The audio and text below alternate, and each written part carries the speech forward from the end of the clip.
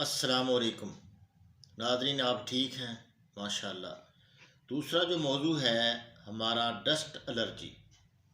ये आजकल क्योंकि मौसम गंदम की कटाई है, मौसम बदल बदल रहा है, तो इसमें अक्सर ये डस्ट एलर्जी बहुत मसला बनता है। अंदर बंदा जाए तो फिर वहाँ भी असरात हो जाते हैं इसके।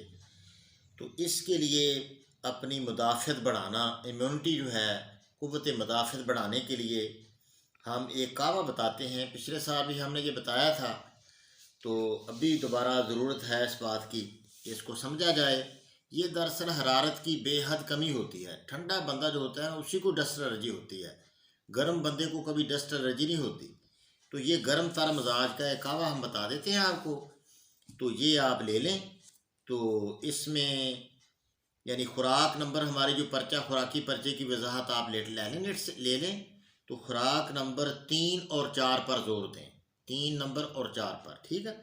और एलर्जी के लिए आप नुस्खा ले लें: कस्ते शीरी, मुनक्का, बरगे बांसा, मुलट्ठी, आनाब, आनाब, ठीक है।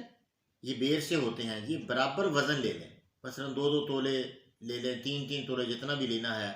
बारीक करके 1 चम्मच चाय का 1 चम्मच, तो उसका कावा बनाएं। 1 पाव प्याली पानी हो, 1 प्याली पानी के खूब उबालें, गुड़ से मीठा करें, तो इसको आप पी लें सुबह दोपहर शाम। 1 प्याली सुबह बनाएं, सारी चीज़ें बराबर वज़न, थोड़ा बारीक कर लें, कोफ्ता बेख्ता करके, थोड़ा बारीक करके, दादर करके, तो 1 चम्मच से आप 1 प्याली बनाएं।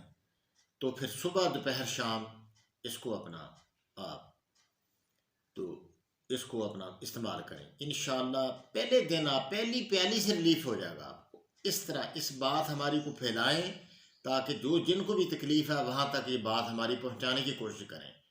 अपने व्हाट्सएप पर, अपने फेसबुक पर इसको जोड़ दें, इसको पहुँचाएँ आगे। थोड़ा सब्सक्राइब भी करने की कोशिश करें हमारा चैनल। तो अल्लाह पाक आसानी करे। हुज़ूर अलैहिस्सलाम की सारी उम्मत की खैर। अस्सलामु अलैकुम।